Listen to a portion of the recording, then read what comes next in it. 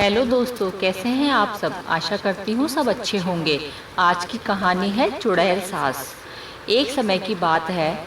सोनपुर नाम के एक गांव में एक बूढ़ी औरत शशि अपने बेटे सोनू के साथ रहती थी। गांव के लोगों के अनुसार वह बूढ़ी औरत एक चुड़ैल थी जिसने अपने पति को ही मार डाला था। गांव का आदमी, अरे भाई वो देखो शशि चुड़ैल। दूसरा आदमी, अरे भाई कुछ भी बोल रहे हो तुम। पहला आदमी, अरे अपने पति को ही खा गई ये। दूसरा आदमी, अरे अगर वो चुड़ैल होती तो अपने बेटे को ना खा जाती।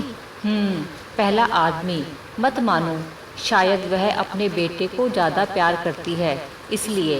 रात के वक्त पूरा गांव सो रहा होता है और शशि घर की छत पर बहुत सारा खाना खा रही होती है।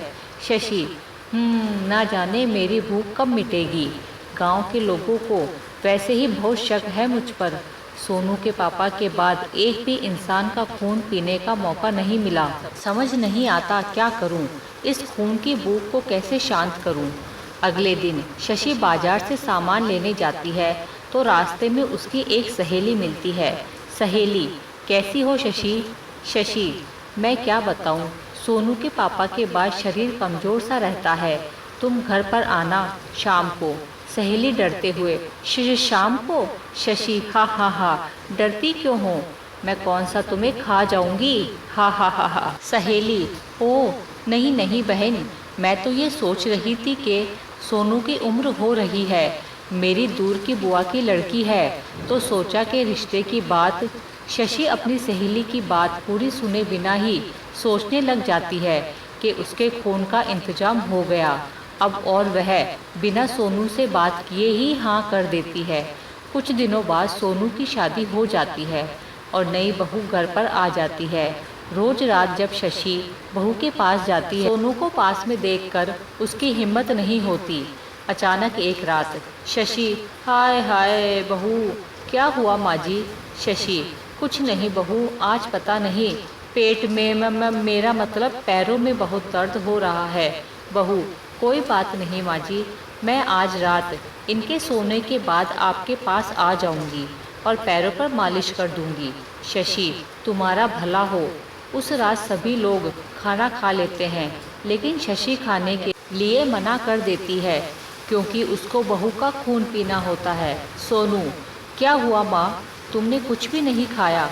शशि, बस बेटा, आ बहू, अरे आज माँ जी की तबीयत ठीक नहीं है, आपके सोने के बाद मैं इनके पैरों की मालिश कर दूंगी, कल से देखना एकदम ठीक हो जाएगी। शशि, हाँ बेटा, कल से तो मैं एकदम शायद ठीक हो जाऊं, तू आ जाना याद से। आ ठीक है।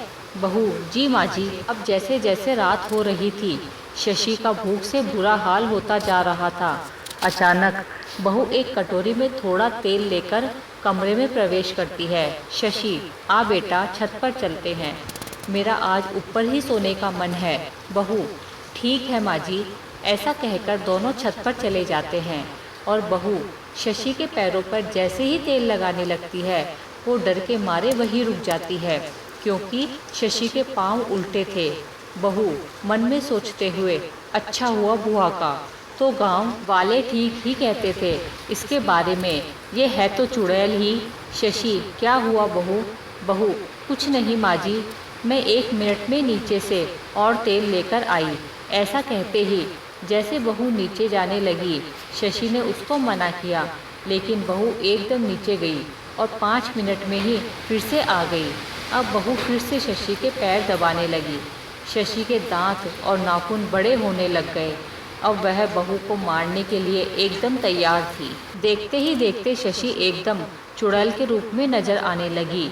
बहू की पीठ होने की वजह से वह बेचारी कुछ भी नहीं देख पा रही थी। उसको मालूम भी नहीं था कि शायद आज उसकी आखिरी रात है और यहाँ शशि के मुंह में पानी भरा जा रहा था। उसके हाथ बहू के गर्दन की तरफ बढ़ते जा रहे थे।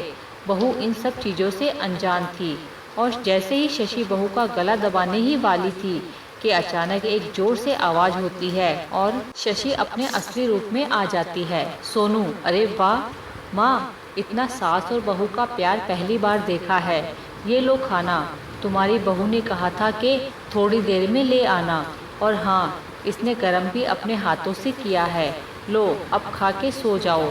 ऐसा कहकर सोनू और बहू वहाँ से चले जाते हैं और शशि गुस्से में सोचती है, शशि सोचते हुए, कब तक आखिर कब तक बचेगी बहू, जैसे तेरे ससुर की बलि चढ़ी है तेरी भी चढ़ेगी जल्दी। दोस्तों, ये थी हमारी आज की कहानी। आपका क्या कहना है इस कहानी के बारे में? कमेंट करके हमें ज़रूर बताएं। वीडियो को लाइक कर दीजिए और इसी तरह की कहानियाँ लगातार देखने के लिए चैनल को सब्सक्राइब करके घंटी को दबाकर ऑल पर सेट कर लीजिए, ताकि आने वाली वीडियो का नोटिफिकेशन आपके पास तुरंत पहुँचे। मिलती हूँ अगली वीडियो में, तब तक के लिए धन्यवाद।